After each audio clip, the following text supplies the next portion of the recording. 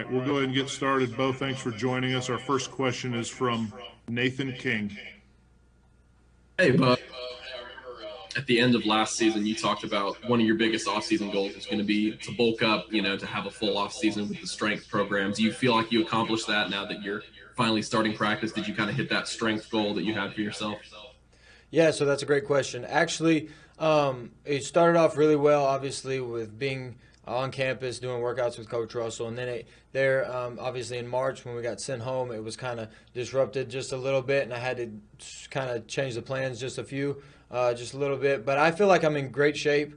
I feel like I'm in a good situation moving forward. I feel like our strength staff did a great job of getting us prepared before, and when they sent us home, they continued to do a good job of kind of giving us workouts and things like that to continue to do. So I was in great physical shape. But I feel, like you said, going out there yesterday was great. I feel great moving forward. Obviously continue to do during the season, workouts and stuff like that. But I feel like I'm in a good position.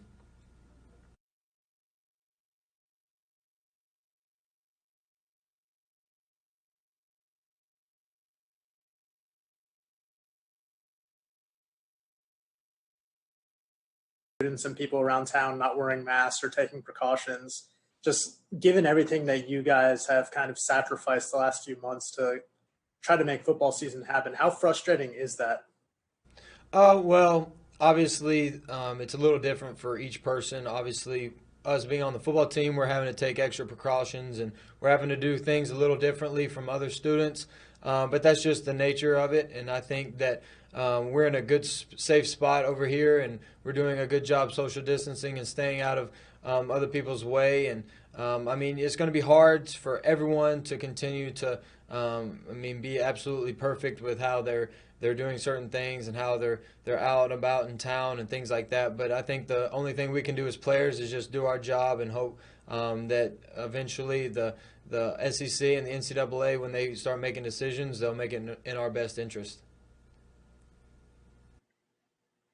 Next question comes from Jason Caldwell.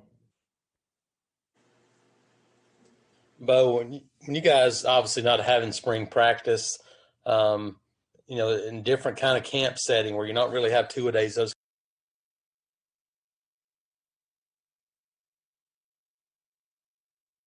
is right now heading into the season. Like you said, not having a spring with a new coach, new OC, and kind of new plays and stuff like that, I think it's been challenging. But I think as the summer has gone on, we did a good job of doing player-led practice and captain's practice. And then when the NCAA allowed us to do some OTAs and certain things like that, walkthroughs with coaches, I feel like we're in a great spot moving forward from a fall camp standpoint. Obviously, not having spring kind of it didn't allow us to kind of dive deep into the playbook or anything like that, and this is kind of our first time repping it in front of coaches. So I think that's the only difference we're looking at. But other than that, I feel like from a day one, day two standpoint, from practice yesterday and then going into practice today, I feel like we're in a great situation. And Coach Morris and the quarterbacks and all the rest of the coaches, we're in a good spot and hopefully looking to get better. Our next question is from Rex Castillo. Rex? Hey, Bo, Rex from WRBL. There's kind of an interesting narrative going around that because two Power 5 conferences aren't playing, do you think that's a fair thing to say, or just your thoughts on that? Well, I think obviously we're looking at a completely different and unique year for every single person, for every single conference.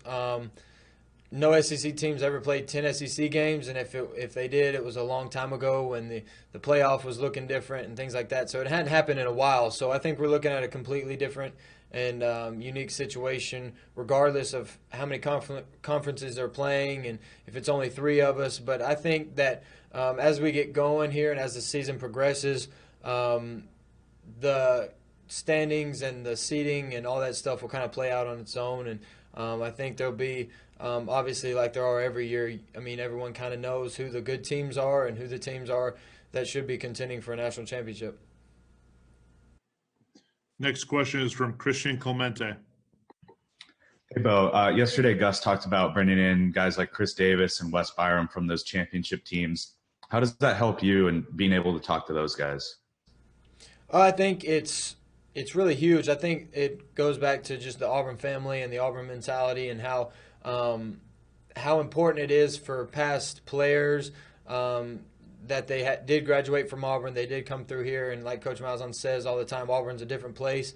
And, we have different people and different players, and so I think getting to learn from those guys and just hearing what they've done in 2010, 2013, and moving forward, the legacy that they've left and all the good things that they accomplished, I think it's really important for them to kind of share with us because obviously we have the same goals and aspirations as they do, and we're looking to do similar things, if not the same thing, but obviously they have some unique perspective on it because they did go through some ups and downs, and then they did finish out with a championship, and so that's important. And like Coach Malzahn has been trying to tell us, they all have this similar qualities to their teams, and they all did certain things that were the same, and if we can kind of buy into that and do the same thing, we have a chance.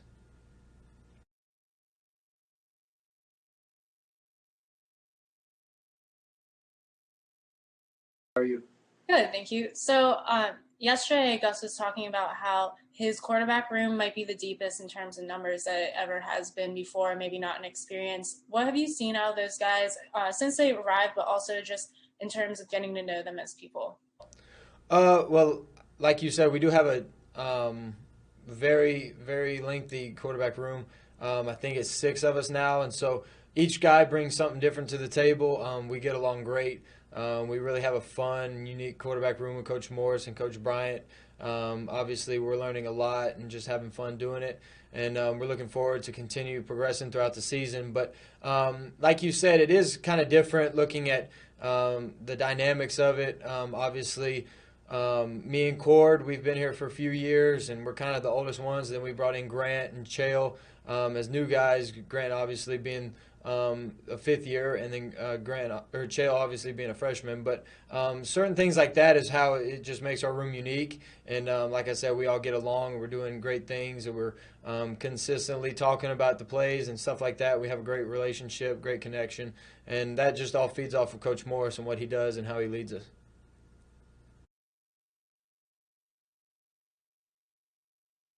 Bo, with you guys not having spring practice or a traditional preseason camp, have you guys been able to build any team camaraderie yet? And also, is it tough yet to get a really good feel about strengths and weaknesses of the team? Oh, well, absolutely. Obviously, being here for the entire summer, we've been around each other. We couldn't really go anywhere else. So our camaraderie as a team, I feel like, is really strong. And we've had some good player meetings and things like that. We've started doing some more team building things that have really allowed us to open up with each other. And that's been really, really good for our team. I feel like we've gotten to know each other in different ways than we've ever had before, gotten to know our coaches. And so that's been really cool and really important for our camaraderie. But as you said, I think it's hard to find strengths and weaknesses going into day 2 and having only the second day of practice since our bowl game. And I think that's the craziest part is we've only practiced twice since January. But if you're looking around the country, everyone's kind of doing that. So it's hard to find strengths and weaknesses right now going into day 2. But I think eventually with the experience we have at other positions and on defense, I think we'll begin to find those and begin to correct the weaknesses and hopefully build on the strengths. Hey, Bo, I just want to ask just your overall thoughts. I mean, when the SEC schedule was released yesterday, was it kind of a sense of, okay, we're moving forward, knowing that other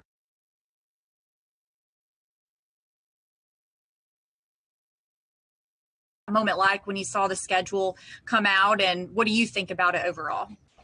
Well, obviously, like you said, it's great because we can kind of look forward to something and we can prepare for teams. I think having a schedule is always great because it can kind of move you forward as far as futuristic goals and things like that. But I feel like kind of over the summer we've kind of been stuck and kind of had a bunch of questions, not knowing exactly what was going on and things like that. So having a schedule kind of reinforces the fact that we will have football and stuff like that. But as you said, I mean, I'm extremely excited about the schedule. I think it's a great opportunity to play 10 SEC games, get to play South Carolina and Tennessee and Kentucky. So different teams from the East that we don't normally get to play, and then obviously our West schedule. But obviously it's going to be a little bit unique and different, and we're going to have to go at it 1 week at a time and really focus in on our opponent, because SEC games are SEC games regardless of who it is. And I think that's the biggest adjustment we're going to have to make, is each week is going to be extremely important and more important than the last week. Our next question is from Josh Vitale. Hey, Bo. We've seen players from conferences around the country kind of list demands, I guess, for their conferences. And we saw you tweet out during the We Want to Play movement how supportive Auburn has been. What have the conversations been like between, players and staff, and how open has, Gus and his staff been to hearing your questions, your concerns, your opinions, et cetera, over the summer? Well, I think here at Auburn, I think we've adjusted and taken care of it about as well as anybody could. Coach Malzahn and the rest of our staff, from everyone top to bottom, they've been completely open and transparent with us. Coach Malzahn's made sure that our needs are reflected towards him, and we know kind of where we are as a team. And if we ever need anything, if we ever have an issue, we know to go straight to him, and he'll do whatever he can to fix it for us. So from that standpoint, I feel like everyone on the team is in a comfortable position. We kind of know that we're safe, and we know the precautions and stuff that our staff has put for us, and administration's done an incredible job of being there for us and making sure that our health is the most important. So here at Auburn, I feel like we're taken care of completely, and we don't really have anything to worry about. Bo, I'm going to ask on behalf of Philip Marshall. He was curious to know what you've seen out of KJ Britt in practice thus far. So yesterday was kind of the only one I've seen, but I mean, obviously KJ